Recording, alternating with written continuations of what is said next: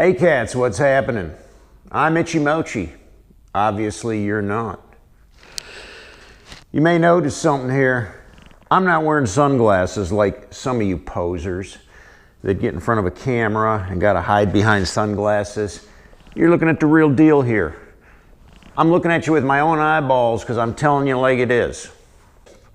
I've been there, done that. I've been around a little bit. I had a viewer ask me the other day. He said, "Hey Itchy," he said, "when I'm out riding, how do seasoned bikers feel about newbies or new riders?" And I said, "Well, that's a good question, because back in the 60s and 70s, the culture was a little different. Motorcycle riders back in that day were more, I don't know, I would say hardcore. You didn't have so much of the sport bikes back then.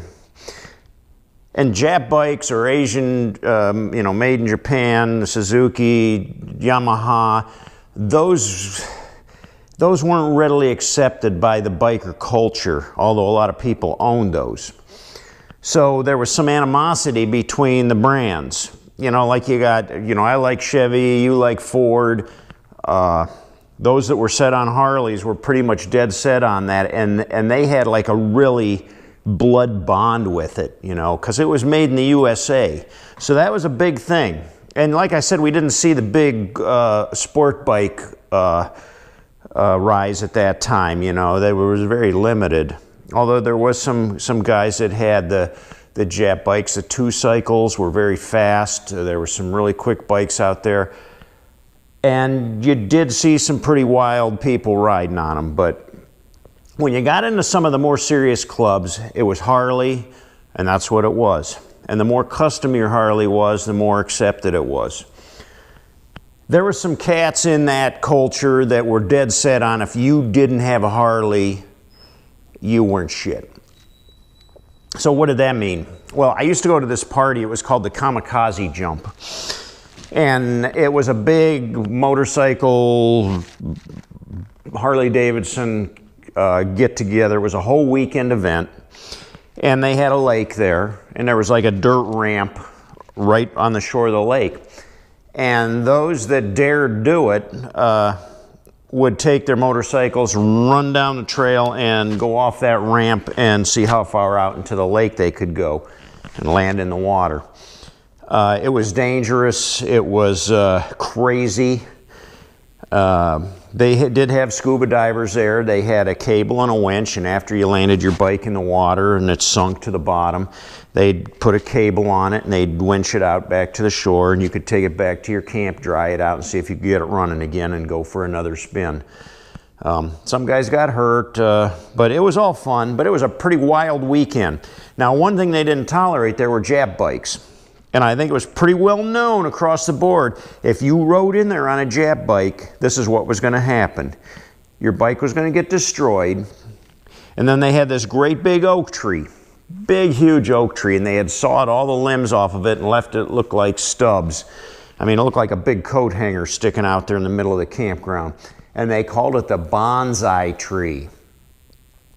And once they smashed up your Jap bike, they'd hoist it up in that tree.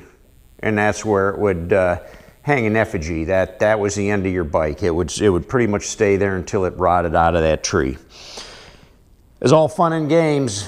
I mean, like I said, if you rode in there on a Jap bike, you pretty much knew what was going to happen, because hopefully your friends would have told you ahead of time, you don't want to ride in there on a Jap bike. You'd be better off to walk in.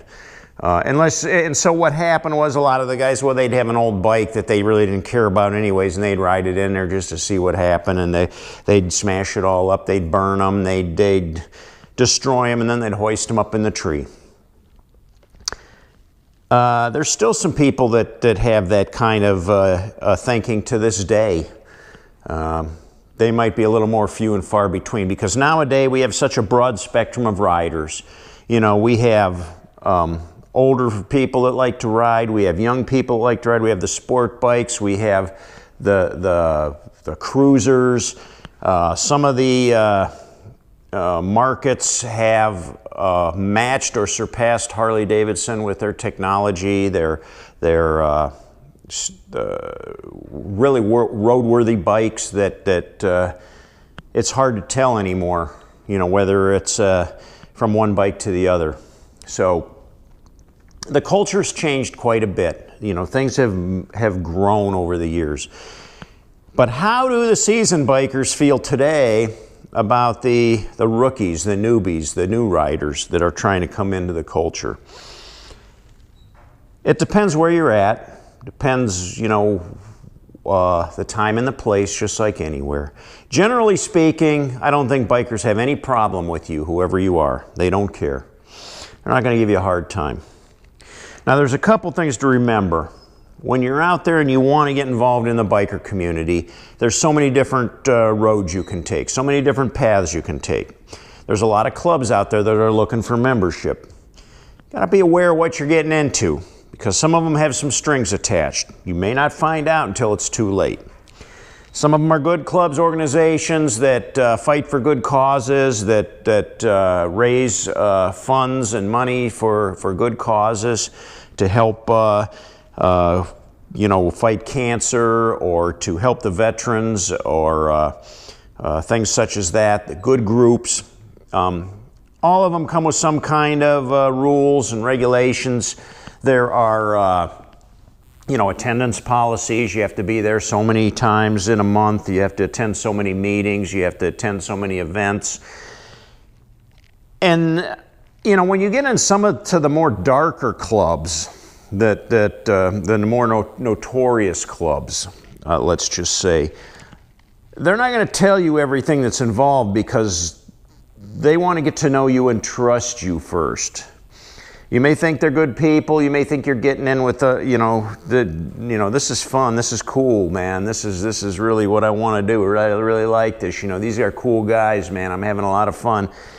And then once they get to know you and they get to trust you and they get you locked in and they get you know, signed on, then they're going to drop the bomb on you and say, hey, we need you to come on a little ride with us.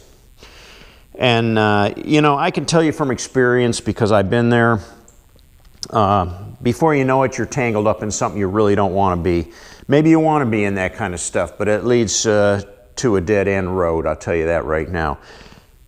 I wasn't so sure about running into a brick wall, so I made some determinations, and really I got in so deep it was hard for me to get out. But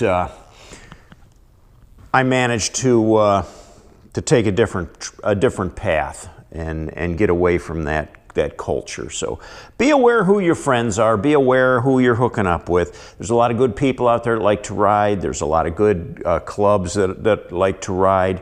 They sponsor a lot of good events. You don't always have to join a club to be a part of it. A lot of them are eager to have you ride along with them, and it's a really great experience. As far as your bros go, you know, biker communities or cultures have this, you know, when you ride with these guys, you get like this tight-knit bond.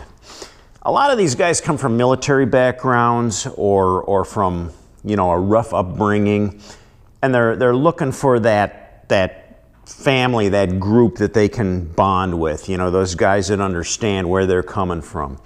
There's a lot of testosterone there. And it's all fun and games, but it can end badly too. Some of the people that I thought were bros, that were my brothers, that I could depend on, that I could count on, that I felt that bond, that community with, turned out they weren't so much brothers as they spoke to be. Some of them were backstabbers, some of them were thieves. I had stuff stolen from me.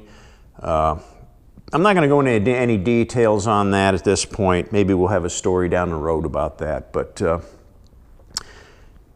you got to watch who you're hanging with. Now, I'm not saying all of them are like that. One of my best friends is a biker, and rode many years with him without any problem, and we had been through a lot together. But we tried to steer away from trouble. And he doesn't ride anymore. Health problems and whatnot have put him out of the riding culture, so he's not even there anymore. I'm not riding with any clubs anymore. I'm not doing that anymore, not going down that road. I've kind of pulled away from the people that steered me down the wrong road, that took me down some dark paths. I've gotten away from them. I've got a lot of memories. Not saying they were bad people, I'm just saying they were going places that I didn't want to go. So I turned a corner and took a different path. So use good judgment, watch who you hang with, watch who you ride with. Don't get yourself in trouble, it's easy to do. Till next time, you ride hard and you die free. I'm out.